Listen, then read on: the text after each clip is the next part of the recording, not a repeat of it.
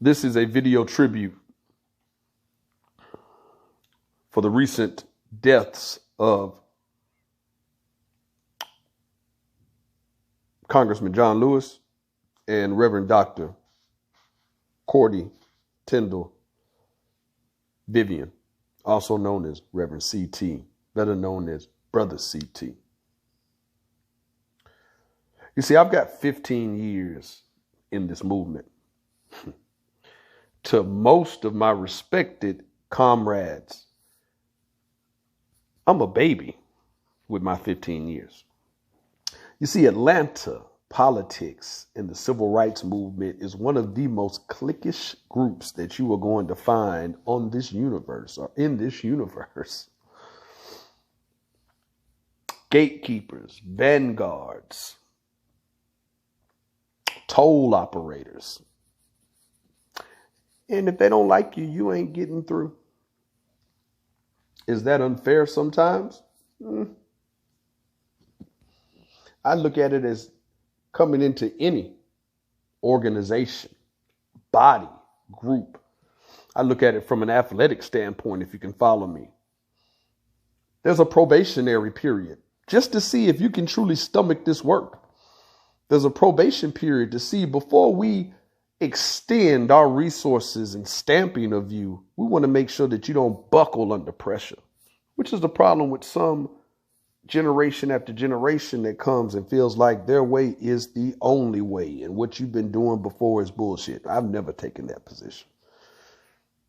I sit at the table and the feet, literally, of some great leaders, some who have transitioned, soaked up knowledge like a sponge. But before I had the opportunity to do that, so again, I'm 15 years. Started around 2006, conversing with Reverend Sharpton at that point in time, and ultimately becoming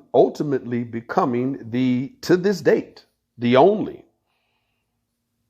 chapter president, let alone founder, that has a criminal record. It's not allowed. It's frowned upon. Why is that important? Starting with Congressman John Lewis. There's a lot of criticism that's floating around about Congressman Lewis. There's a circle that has been displeased with Congressman Lewis for a while now. That's not the purpose of my post here. I'm able to compartmentalize my feelings and give the man respect and homage based upon what he did decades ago. I understand that he and others in their struggle for justice decades ago makes it easier for my little black ass to be talking to you right now on social media platforms. The man has transitioned. He's gone. His spirit. I'm not into pouring mud on that. But I do want to share a very unique story that I've never shared before.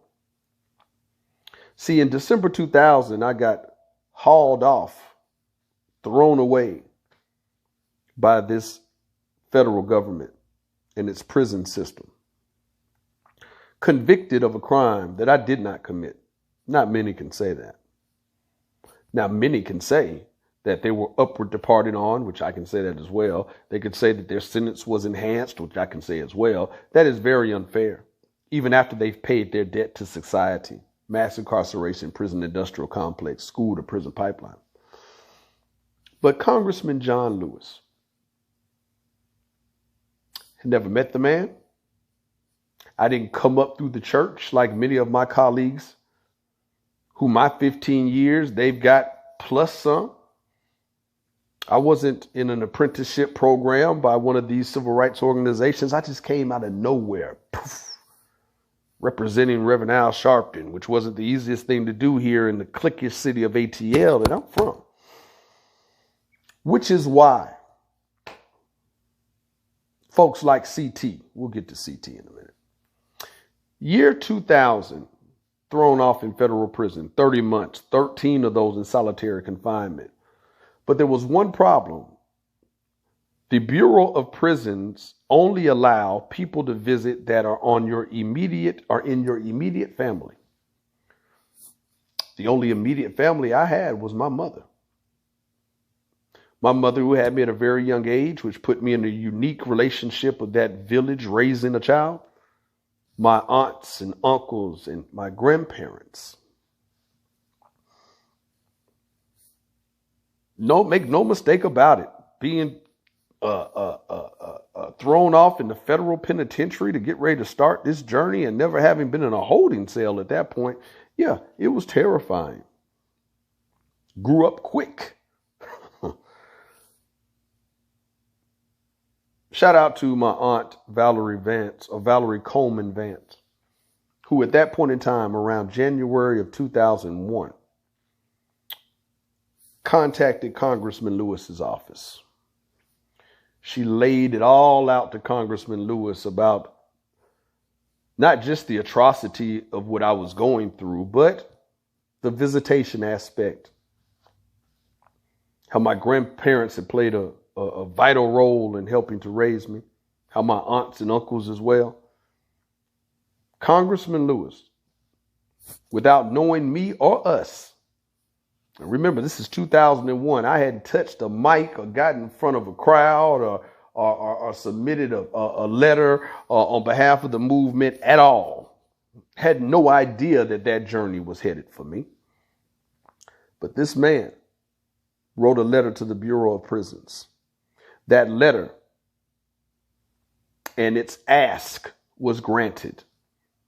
My grandparents, my aunts, my uncles, even my cousins were allowed on my visitation list during my federal incarceration. Didn't know me. It was in federal prison that I started submitting grievances based upon the infractions or the violation of policy that staff of the prisons, multiple prisons, because they took me on a nice little ride. I stayed off in Kentucky for a bulk of my time. But it was Congressman Lewis's letter that allowed my family to execute the visitation procedure in their point system to the max. 10 points were allowed per month. Every month, my family executed or exhausted, I should say, the 10-point system, making it easier for me to